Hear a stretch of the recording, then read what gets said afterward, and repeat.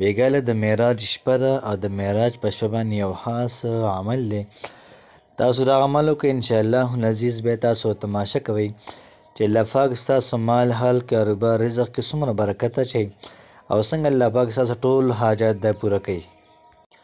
بسم الله الرحمن الرحیم. السلام علیکم ورحمت الله وبرکاته. امید در کوم چې تاسو ټول به ټیک ټاکې د صحت نه به مزې اخلئ.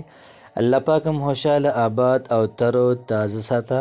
الله پاک د موږ او تاسو ټول د چا محتاجۍ نه صرف د الله پاک موږ او تاسو ټول د خپل اطاعت او د خپلې تابعدارۍ محتاج ساتي.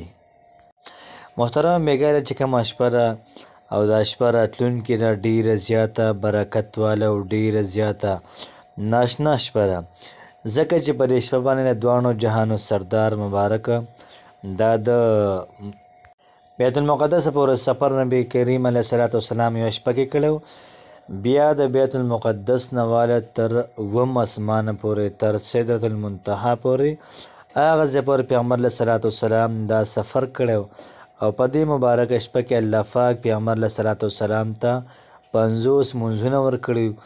بیا دغه 50 منځونه الله پاک په 5 منځونو باندې دا بدل کړل. نو په دې شپه کې الله پاک پیغمبر علیه الصلاة والسلام ته ډېر زیات څه ښودلي وو، ډېر زیات خصوصي انعام و اکرام الله پاک پیغمبر علیه الصلاة والسلام باندې کړی و. نو که موږ هم په دې شپه باندې د الله پاک بندګي وکړو، د الله پاک دپاره ذکر وکړو، تلاوت وکړو، دغه رنګې نوافل وکړو، انشاءالله العزیز الله پاک به زموږ ستاسو ژوند محترمو دا بدل کړي. که د چا څه حاجتونه وي او د حاجتونه په دې شپه باندې الله پاک ته پیش کړي، انشاءالله العزیز الله پاک به له ډېره زیاته ښه بدله ورکړي او دغه رنګه ټول حاجات به الله پاک دا پوره کړي. د چا د کاروبار څه مسله وي، د کاروبار چې چا څه مسله وي، انشاءالله العزیز الله پاک به له د دې شپې په برکت باندې ډېر زیات ښکلی روزګار دا ورکړي چې دا په دې شپه باندې ډېر زیات عبادت وکړي. فرمایي که د چا څه د رشتې مسله وي، که د هلک وي یا د جینۍ وي، نو انشاءالله العزیز الله پاک به له ډېره زیاته ښه ځای کې رشته ورکړي او دغه رنګې مال حال دولت دا به الله پاک ډېر زیات کړي. دا سړی به ټول عمر دا محترم مزې به کوي.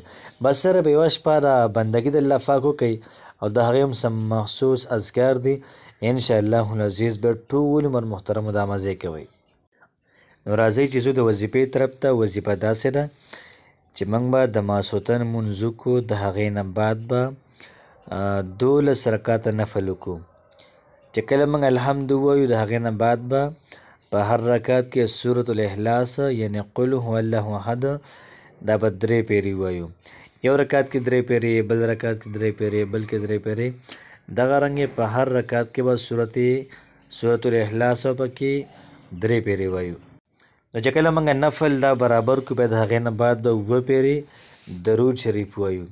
کله موږ 7 پیرې درود شریف ویلي بیا به د هغې نه بعد درېیمه کلمه ووایو سبحان الله والحمد لله ولا اله الا الله والله اکبر ولا حول ولا قوة الا بالله العلي العظیم. بیا به د هغې نه بعد 100 پیرې استغفار به ووایو. بیا به د هغې نه بعد 100 پیرې سبحان الله وبحمده سبحان الله العظیم دا محترم 100 پیرې ووایو. نو که تاسو حل وکړه درېیمه کلمه شوله استغفار شو، سبحان الله وبحمده سبحان الله العظیم او دغه رنګ محترم حسبنا الله و نعم الوکیل نعم المولا و نعم النصیر دا به 100 پیرې ووایو. نو دغه رنګ دا ټول موږ 100 پیرې ووایو. بیا به د هغې نه بعد خپله دعا خپل عجزي الله پاک ته پیش کړو.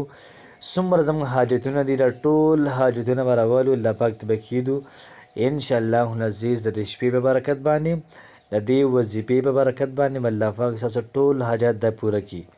او څنګه چې ماشوم جاړي او په ژړا باندې د مور نه یو څیز غواړي او مور نه ورکړي بیا ورته جاړي بیا ورته جاړي، دغه رنګې په ژړا باندې د الله پاک نه هر څه غواړو او په یقین باندې اطمینان باندې توجه باندې د الله پاک نه خپل امیدونه وغواړو. خو یاد ساتئ چې مایوسي د ګناه ده، مایوسه کېږو به نه. انشاءالله العزیز تاسو د دې وظیفې کمال بیا وګورئ. نو چې کله موږ دعا وکړله بیا به د هغې نه بعد 7 پیرې بیا به درود شریف وایو. چې کله موږ 7 پیرې درود شریف ویلې بیا به د هغې نه بعد دغه په اوبو باندې دم کو او دغه اوبه به اوس کو او دغه رنګ خپل ځان پې دم کو ان شاء الله العزیز به تاسو تماشه کوئ. الله پاک هم خوشحاله آباد ساته. السلام علیکم ورحمت الله وبرکاته.